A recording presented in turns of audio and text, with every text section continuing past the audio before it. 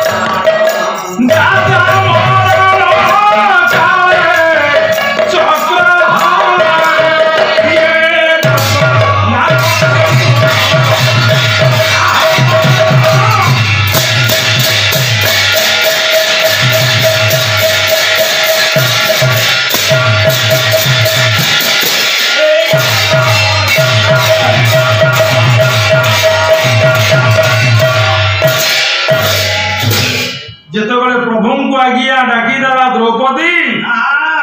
ज्ञानी समाज विचार करेंगे से दिन प्रभु दक्षिण पार्श्वे बसाई माँ रुक्मिणी की बाबर थे माँ सत्यभामा चालीचानंद प्रमोद यही भितर भगवान निराकार पुरुष कृष्ण ठाकुर छड़ा हो गले हाथ टेकी देले कहले रखिली रखिली रखिली द्रौपदी संगे संगे ज्ञानी मंडली विचार करंतु हयतो प्रभु को डाकी दे ऊपर को चाहि देइतरा बेले द्रौपदी कर्णपटर गोटे शब्द पहुंचला कहीं केते दूर कई जने कहउतंती रखिली रखिली रखिली मात्र भगवान कृष्ण का स्त्री जे रुक्मिणी सत्यभामा दी जन दी पट छिड़ा हेले बोले प्रभु आपण कहा को कोठी रखिले भगवान कृष्ण हसिले बोले तमे जानि पारे ना बुझी पारिबो ना किया डाकिला कोठी डाकिला कहा को डाकिला कोन पे डाकिला से कथा केवल मु जाने से दिन पचारले मां रुक्मिणी ठीक अछि आपण जानते कथा हमें मना करूनु अस्वीकार करूनु मात्र हमें जानिबा को चाहू जदि आपण प्रकृतरे पुरुष प्रकृतरे प्रभु आपण भक्त को डाकिला ठीक हमको देखै दे परिबे ना स्थानटा क्षेत्रटा से भक्त के हमें जानिबो ना भगवान हसिले रुक्मिणी सत्यभामा आज अपेक्षा कर देखई देवी जगटा को ज्ञान मंडल विचार करंतु स्वर्ण मात्र के पहुंचले गरुड़ महाराज मात्र गरुड़ पृष्ठ रे विद्यमान भगवान कृष्ण मां रुक्मिणी और मां सत्यभामा सेठी स्मरण करे किए भगवान कृष्ण काहकू ना पवन देवता को स्मरण करे पवन देवता कहले हे पवन देवता एबे वस्त्र भंडार ताला को खोली दिया गला तमे गोटे गोटे करे गोटे वस्त्र एबे द्रौपदी शरीर देखो ये अहंकार करे फिर पुरुष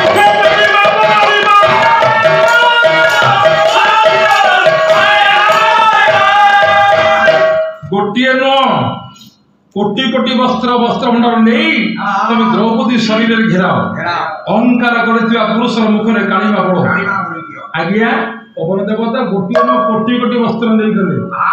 से कोटी कोटी वस्त्र पवन देवता नहीं आज्ञा द्रौपदी शरीर गुरौचंती हेले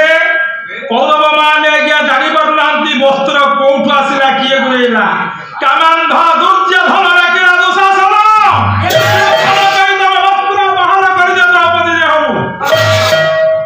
द्रौपदी हाथ को ऊपर टेकी देछि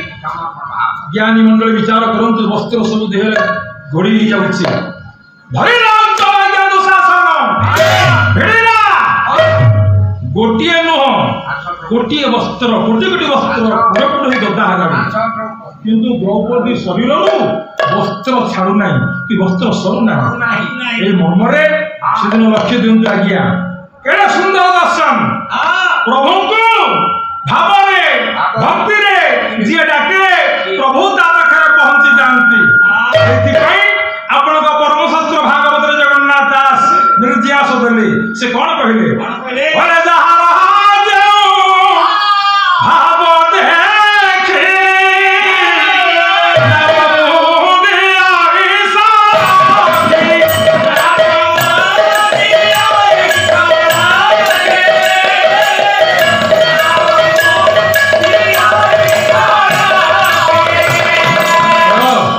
एक कथा भागवत कहला बेले अन्य परमहंस मुंड टेकी छिड़ा ले कहले ठाकुर मु पद लिखिबिनी परमहंस को प्रभुंकर दया परमहंस पदुटी लिखिले से कोन कहले भले जे बात है जो भावे से मोरे खाली सही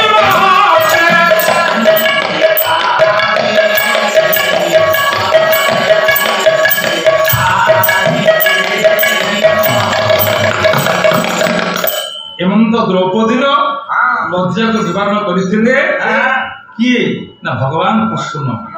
सही अर्जुन रथ सारथी होई अर्जुन को पूर्ण सहयोग हाथ बढ़ाई सही कृष्ण आज्ञा सत्य भवंकर पणु रक्षा करबा न्यारे हर नंदन कानन रे पहुंची इंद्र सहित विवाद करी आनिथिले अमर कटक पारिजात पुष्प समेत परिजित पद्म थोई देइथिले द्वापर कटक आपणकर सत्यमांग पाखरे पुणी सही दिन रक्षा कले काकू ना अगाध जलरू गज को जो गज आज्ञा अगाध जल रे तो भगवानंकर आश्रा खोजिला विपद पड़ीथा गज को काहे विपद पड़ला किए विपद देला आज्ञा दिने गज शोषातुर होई मध्याह्न समय उदूतिया खरा झंझी पवन शोषातुर गज जलपान करबा पाए हाथ थले थले जाउथिला बेले ठीक सही दिन सकाळु सकाळु सूर्य नारायणकर कोमल किरण को सेवा करबा भवन को आपणाई नै ये नदी गंडुकी जल भितर कुंभीर बाहरी हयतो बालिशज्या रे अपेक्षा करितला दीटा भावना थला प्रथम भावना सूर्य नारायणकर कोमल किरण को सेवा करबी आ द्वितीय भावना मु जलरू बाहरी स्थल को गले किछि खाद्य संग्रह करबी मात्र एतिकी बड़े ये गज थोड़ पान आज्ञा दोले दोले जाउछि कुंभीर लक्ष्य पड़ी गला एठी कुंभीर विचार कला भागवत कोन कहिले भला मन भाग हे राजा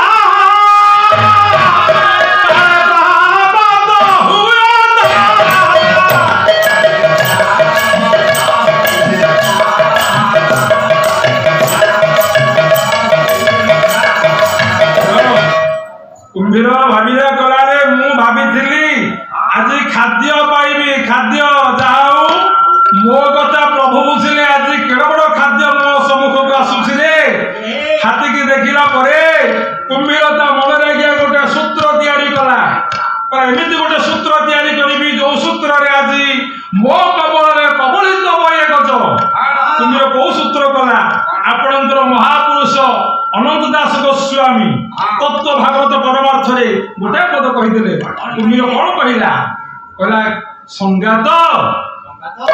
संगात संगात तिनी थार संगात डाकिला परे गज कहीं सुनिबा गया थोड़ा पहाड़ को धरी धरी चली এইটি କୁମ୍ଭୀର ବିକଳାକୁଳ କହିଲା। ବାବା ସେଇ ସୂତ୍ରରେ ଆନନ୍ଦ ବାବା କହିଲେ ଅରେ ସଂଗାତ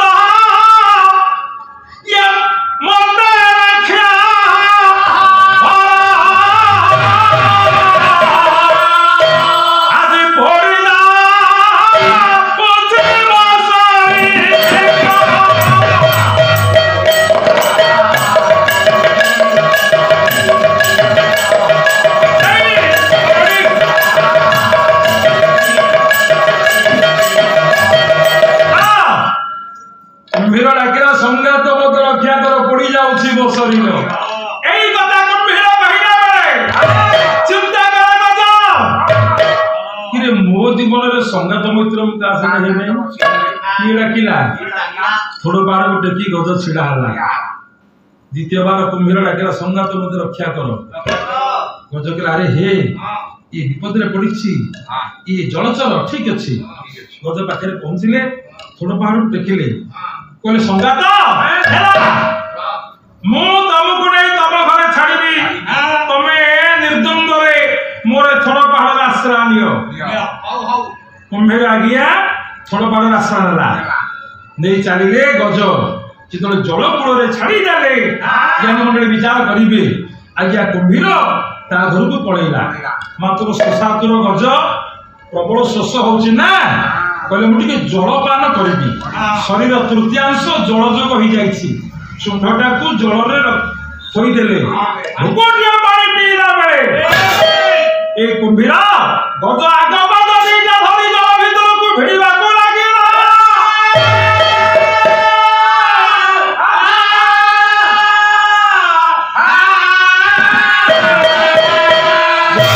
पानी भीतर को भिड़िला गज गला किरे उपकार कले अपकार मिले। अरे मु जनकर उपकार कली जने विपद में पड़ीला ताको रक्षा कली केड़ा धर्म कथा ये मात्र ये अधर्मी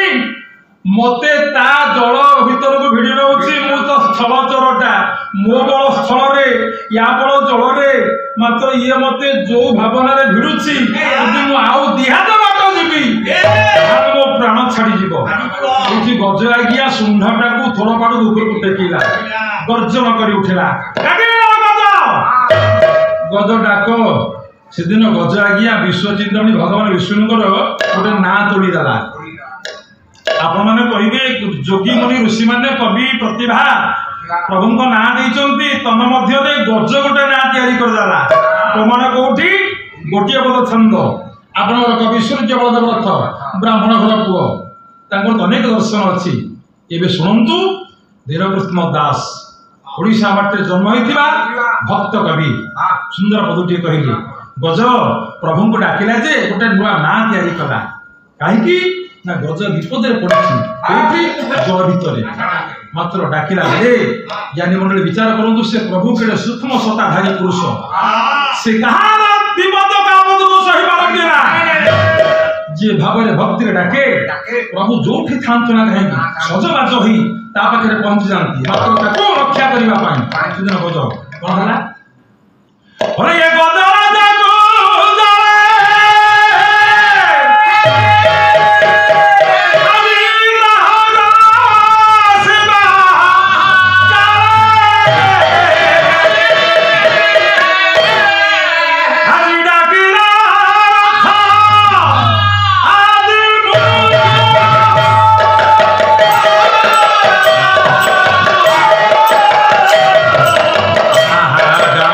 Yeah.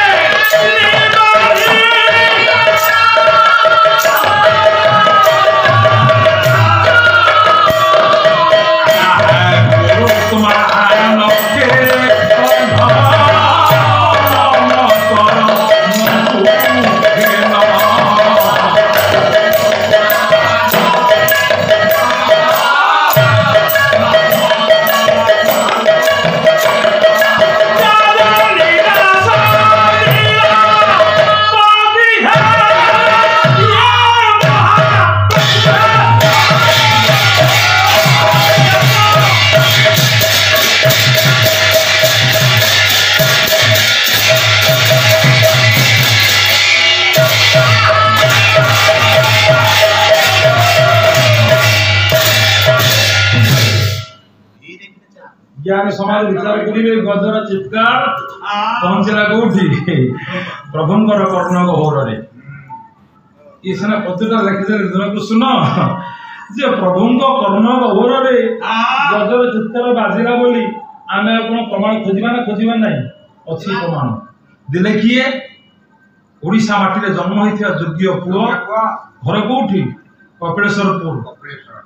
जे कालिया शांतंकर पाद सेवा करी लिखिले परमशास्त्र भागवत से पगुटिया से प्रमाण कले से कौन कहले